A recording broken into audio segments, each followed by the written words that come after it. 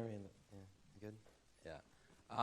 So before I start, you must forgive me. I have a nasty head cold, but we'll work through that. So once upon a time, I made a mistake. I waited. I told myself, tomorrow is another day. I can always do it tomorrow. And I said this to myself 2 months ago. The next day, I tore my ACL. I was bedridden for a couple weeks because the ACL injury is most of you are familiar with it. But the ACL injury was, up until the 21st century, considered to be career-ending. And so I'm glad to say now I'm supposed to make a recovery within 12 months. But I was bedridden. And so like every other boring person, I spent most of my time reading. And I stumbled upon a poem which was the inspiration for today's talk. Now, I know what you're thinking. Oh my God, he's talking about poetry. What's going on? But bear with me. I understand a lot of poetry is very ugly. But we've put a lot of makeup on this for you, so I hope you enjoy it. It's a poem called Do Not Ask by Horace, written in 23 BC. It's a love story between our young author and the lovely lady Laconia. It's also more famously known as the origins of the term carpe diem, which I'm sure most of you are familiar with.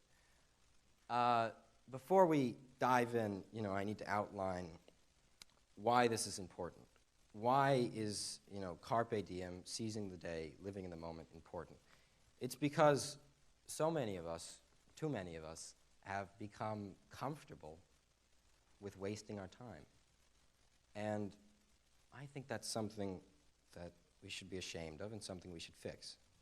So, but before we dive in, last thing, there are 2 levels to this poem. There's the surface level, which is the love story, as I mentioned, and then there's the deeper level, which is, the meaning of living in the moment and how to do it. So let's go with our first slide here. I'm pressing the button.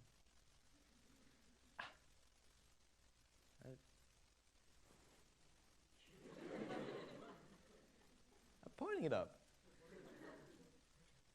Just keep, I need to slide. There we go.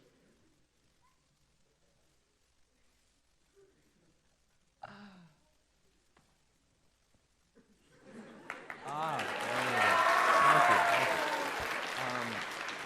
Oh, this is the second slide. Well, this is great. Oh, there we go. What the? What's going on here? Can I go to the first slide? Do not ask, for it is unholy to... You missed the first slide?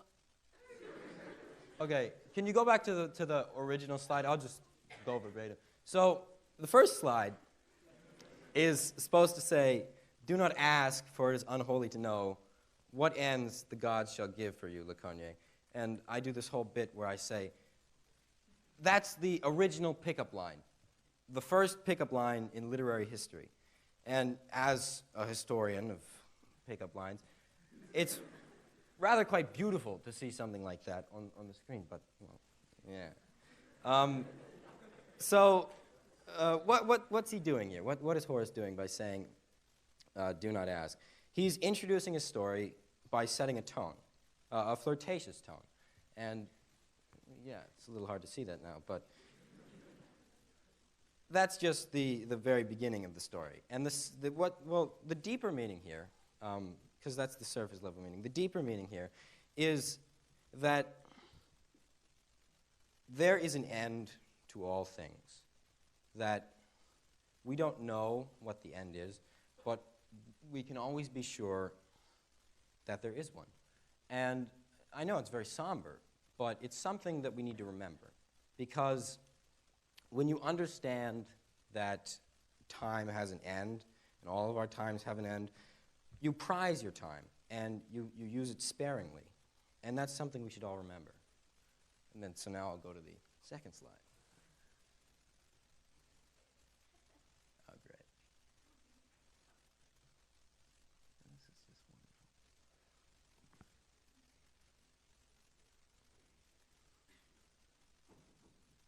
Can we go to the second? Can we go to the second slide? There. Oh, yeah. Okay. We're here. The second line. Do not probe the Babylonian astrologers. It is much better to endure rather than to study what shall come. So enter, the 23 BC, where Babylonian astrologer is a term which means fortune teller. And these guys are just some of my favorite characters. Essentially, they're the first stoners. What they would do is sit up all night, stare at the stars, do opioids, and try and see the future. Now, I understand that's not very accurate, but, people get by. And so Horace says, don't ask them anything, because, don't ask them anything. Why spend your time with these freaks, wasting it, when you could do it doing something else, like hanging out with me? It is a love story, after all. And the deeper meaning here, when we dig a little bit down, is that no one knows what the future holds. I didn't know that I was not going to have a first slide. But going off that, the only thing we can really do is endure. And the only thing we can really do when these problems hit us is just live through them. You can't study the future. Endurance is our key virtue. It's first grade. You hear it all the time. Work hard today and make tomorrow easier. So now. Can we go to the third slide? This isn't the third slide. Is there a third slide? Is there another one? Oh, my first slide.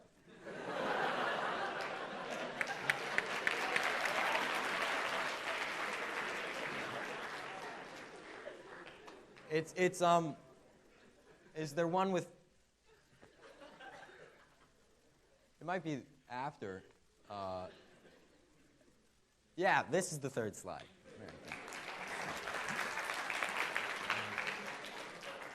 So here's Horace's third line. Whether Jupiter has allotted us many winters, or but one last, there may be many harsh seasons yet to come. It's a little awkward, but, Horace was an awkward guy. Here's where he turns his story up to 11. What he's doing is he's giving Laconia, his love, he's giving her an ultimatum. He's saying it's now or it's never. And, he's a dashing rogue, so giving her that chance, that, snap in the wind, before it could all be whisked away, is something he's trying to put her on the spot. Because when you're on the spot, I'm sure you've all been through this, it's much easier just to go with the flow rather than stand up for something and say no. So he's tricking her into falling for him. Clever guy. And so what's the deeper meaning here? What's below the surface? What's happening is it's really pretty much the same thing. Take opportunity when it presents itself. There's only so many chances, and each of us only ever get so many chances. But you need to go for it. You need to take the chance, because you don't know if you're ever going to get it again.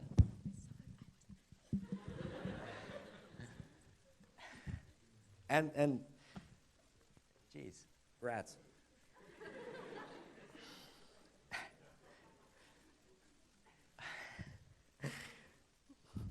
But why this is important in the 21st century is because nowadays, all of us have at our fingertips the ability to escape any of our problems. We have made it easier to say no than it is to say yes. And it's become easier to pass up opportunity than to just go with the flow. And that's a problem. Because, as I said, you need to seize the moment. And seasons. All right, let's go to the fourth slide. Yeah, this one. So here's this last slide, the summary. Be wise, strain your wines, but know your life is brief. Cut long-term hopes short. Always speak, envious time flees. Seize the day and do not trust the future. Here is Horace's summary, where he takes all those 3 points I just talked about and puts them together. Now, for the story, what he's doing here is he's asking Laconia the question. He's asking, Laconia, do you love me? No one got that. He's asking her, do you want to come with me? Do you want to come away with me? Do you want to fall for me? And, while we wait for that answer, let's look at the deeper meaning. The deeper meaning here is, 1, everything has an end. Time has a limit, and time is precious. 2, no one can tell the future, so don't waste your time on it. And 3, seize opportunity when he takes us. Those are the 3 steps to living in the moment. I missed my chance. Before my injury, I didn't live in the moment. And I ended up spending 2 weeks on the sofa regretting it. But to finish the story, Horace asks Laconia, the question, do you want to come away with me? And for the poem, we're never given an answer. But with everything, seizing the day and living in the moment, I think Laconia, how could she say no? How could she? Seize the day and live in the moment. Thank you.